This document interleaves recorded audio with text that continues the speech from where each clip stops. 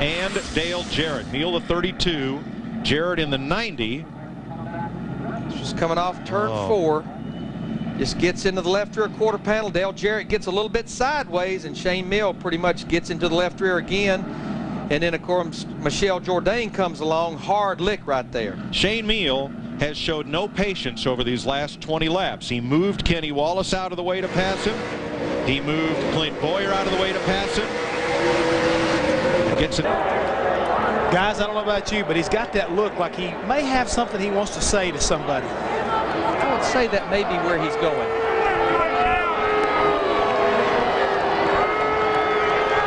Now, the gentleman that I know Dale Jarrett to be, I don't think he's going to do anything that he shouldn't, but he's definitely going to tell this young man that that was unnecessary. Dale just waved off the NASCAR official, said, "I'll be with you in just a minute."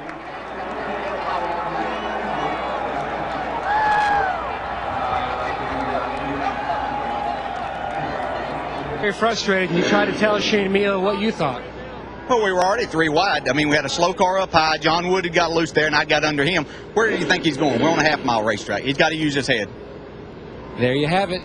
And Shane, we heard Dale Jarrett's side of it. He wasn't too happy. How about from your point of view? Yeah, he's not too happy. It's you know, I hate it. I don't care about for Dale Jarrett. I just hate it for the Winfield Chevrolet, because we're the fastest car here, and lap cars cost 90% of the wrecks today, and hurts us in the points. I'm sorry Dale Jarrett's car got tore, but when they're wrecking in front of you and you're trying to move and then you run into somebody, you know, how you gonna blame that on somebody? But he threatened that he'd get me and all that stuff, and he better hurry up. He ain't got much longer. Thanks, Shane. One wall. Watch him race with Clint Boyer and Jeff Gordon here. Like I told you, when you come on the bottom like that and you come up the track, you need to hold track, and looked like the 18 of Kyle Busch was about the right rear. Let's see where he is right here. He's right up to the corner. Yeah, just run out of room. Boyer came up as Kyle was coming off the corner. Okay.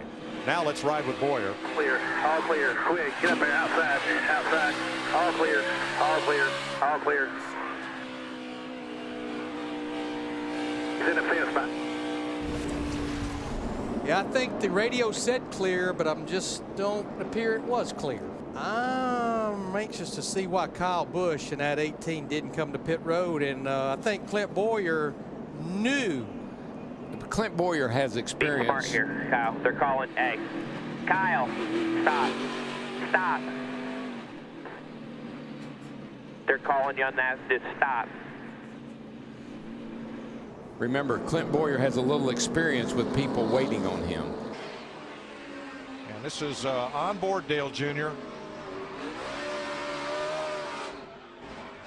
Boy, did that car snap loose, or was there contact? I believe you'll see right here there yeah. was a little bit of contact. But Casey Mears Jr. he had his hands full without any help from anybody. Then on the it's supposed to be the cool down lap. Watch this as Dale Earnhardt Jr. turns Casey Mears around, and before they get to the garage area, here comes Mears back at him. Pow. So evidently, now we kind of know who was involved back on lap 301. Oh, yeah. Evidently. It's almost like it's a little bit of a stack up right there of those cars getting in the corner. Yeah, and that's Michael Annett just seemed, I'm sorry, Almirola. Yeah, it looked like you just didn't anticipate things slowing down when you're under the, just on a restart here. You have to anticipate that things are going to be a little slower getting in there than actual speed most of the time. So, well, see Brian Scott not very happy with him. Yeah, he was running 9th at the time, and boy, he is furious with Eric Almirola. Not the first time these two have had this kind of discussion. No, it's not the first time. They've had a few issues along the way, and Andy and I saw the 11 fall back there in that last run. Wasn't exactly sure what happened, but Jamie, you've got more? And we did catch up with Brian Scott. Not happy right now. We just saw you guys having some words. What was the issue, and what did you say? Well, really, it's an issue that's been building all year. He's ran into the back of me on restarts. He wrecked me at Richmond. He walls me at Chicago. He races like it's the last lap every time he's around me, and I've had enough of it. He's cost me a car, and he continues to race like that. So I went and told him, and I just told him how I felt. I told him that I owed him one, and I told him if he's going to continue to race like that, then I'm probably going to slip up and wreck him. Misunderstanding of the call at the end of the race. He'll understand it, and I'm sure he'll clear it up in his interview. For us, we're great teammates. We're doing good together. We have to work together to beat all these other teams out there, and he knows that. Cleaned the side of our car out after the checkered flag, so I don't really understand that. But all in all, our Jimmy John Chevrolet did a great job, and didn't have a scratch on it until then, so that's pretty good for Talladega. Did Kurt have any explanation for you? Not really. Team meeting later, maybe? Probably. They were having some contact at the end of the race, but not sure about some of this other stuff. Unhappy drivers for sure.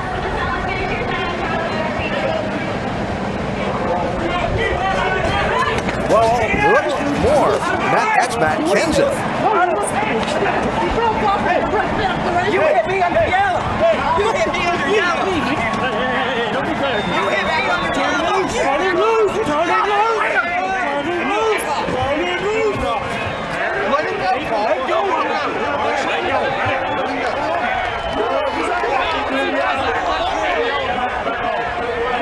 Up at the entrance to the pit road, that's the hit Matt Kenseth was talking about.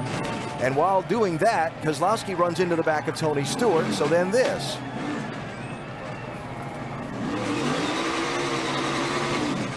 From Tony Stewart's bumper camera. And Jeff Gordon, where in the world?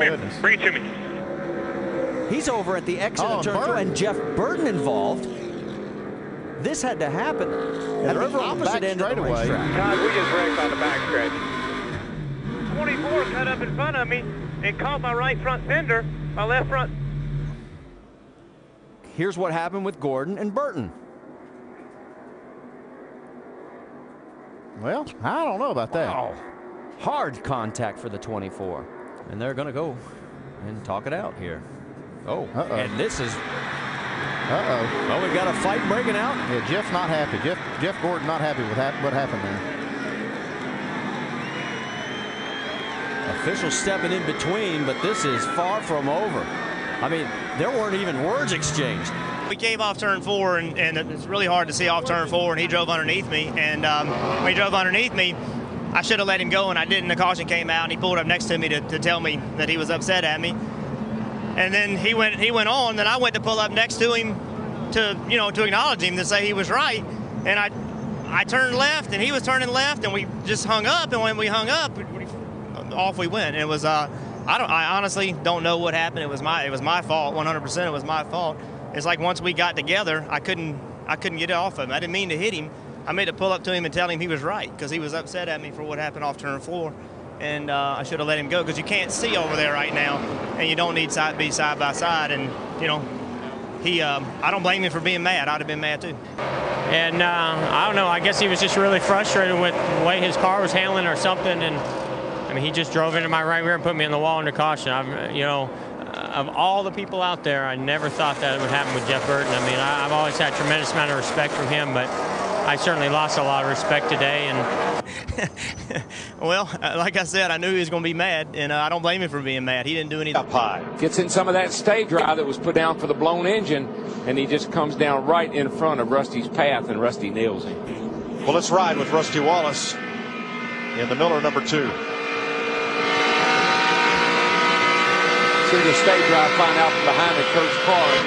Oh, Darrell, no time to react. No, none whatsoever. And Rusty has taken his Dodge to the garage. It's tore pretty good right now. It's just the front, got the radiator knocked in on it, the front grill knocked out of it, the nose knocked off it. So they're going to get working real hard and try to get the thing back in shape, get it out, try to get some points. But I had a really good car today. If it wasn't for about the first 5 or 6 laps where Stewart and I got together and he got me in the fence over there and bent the lower ball joint in, then the car went to not handling right. So then we struggled around with it. We still had a pretty good car after that. They were reading off the times. It was an easy top 10 car, but not to be today because of the wreck. But the Stewart guy, man, I'll tell you, I don't know what's going on there. He's coming down the back straight with his finger out the window and just give me the bird all the way down the straightaway after he run me through the fence. So I like to take that finger and jam it right up his rear end, I'll tell you that, because he's messing with the wrong guy with that mouth right now. I'm not in the mood for him right now. John Hunter Nemechek wants the flag, and they're not going to give it to him yet. Oh, now we got it. Cole Custer and Nemechek. Cole Custer did not like the way. Well, a lot of emotion. Your thoughts the last lap and after the race? I don't know. We had a really fast truck. Just got taken out. He hit me going into the second to last corner. Then he hit me again. So I don't know what else to do. But that's how it is, I guess. I caught the 0-0 there, and we didn't wreck him for the win. Robin's racing, but if I would have been in the same spot, he would have done the same thing to me to get a win. Now, I know Cole Custer was a little displeased with you there at the end. Do you plan on having a conversation with him after this? No. And the tempers, that's Casey Mears and Marcus Ambrose. Those are two of the more low-key guys you'll ever run into in the garage. Oh, look, there's some actual shoving going on. There's a punch, a swing. This is not Ultimate Fighting on Fox. This is NASCAR on Fox, and we are live in Richmond with Michael Waltrip and Chris Myers.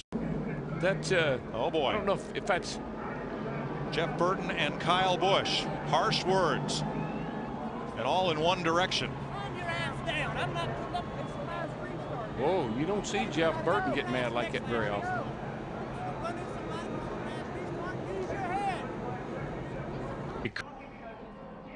Sorry, let's watch here.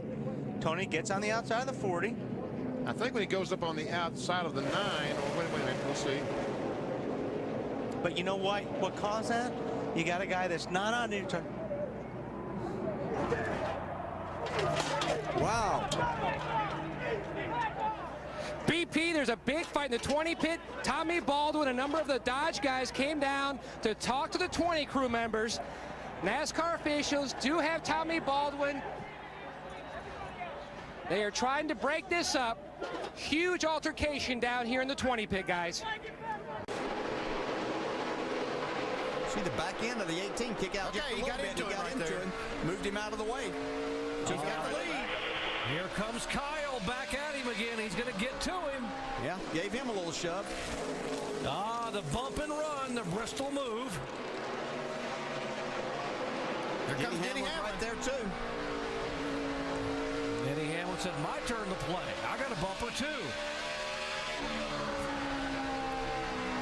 A few moments later. Here's the post race. They're still. Let's go down to Jamie Little.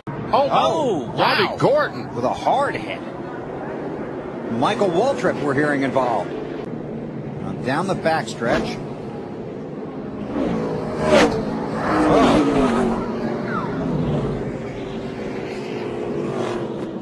It's like Michael turned the 7 car into the outside wall.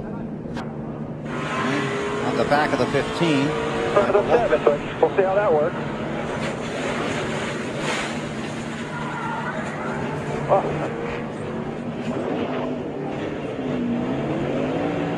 You all right back there? I think he's going to try to pay him back with his helmet. I don't know. Robbie really loves his helmets. Yeah. Those paint jobs are quite expensive too, Wally. They are, Matt. You're right. That's why you have second thoughts. Okay, here we go. With the helmet off, record just got there now. Let's see the accuracy. And it's a shot. Well, I guess you don't like the helmets that bad. His helmet at my car. I told you that. What's going on? Well, that's just rude. It was his fault. Robbie used those same words in this race 1 year ago. And, I think that there's a difference of opinion there. Michael said it was Robbie's fault, and I'm sure that Robbie doesn't see it that way. Doesn't see it that way. That's right. Okay. Here's today's helmet tossing event. Wow, that was pretty gutsy. It's like a bullfighter. Tony about to run over the helmet. I'm sure he doesn't. Michael, everybody thinks Michael's this good guy. He's not the good guy like he actually is. The caution was out, and he wrecked me. And he's a piece of Brad Keselowski's team and the 20 of Denny Hamlin. This is one of the reasons why, guys. This is May of last year. Yeah, it's not the first time these two drivers have been together on the racetrack. And right here, another little fisticuff broke out at Charlotte after that. Now, late in this race, this is what happened as the laps were closing down. The contact, Denny ends up into the wall. Yeah, Brad thought he had a run and enough room on the inside, but Denny was just driving his car back to as they were trying to go around the lap car. And then after the race, Denny Hamlin just comes to pit road. Just a few moments ago, and now let's check in with Jamie Little.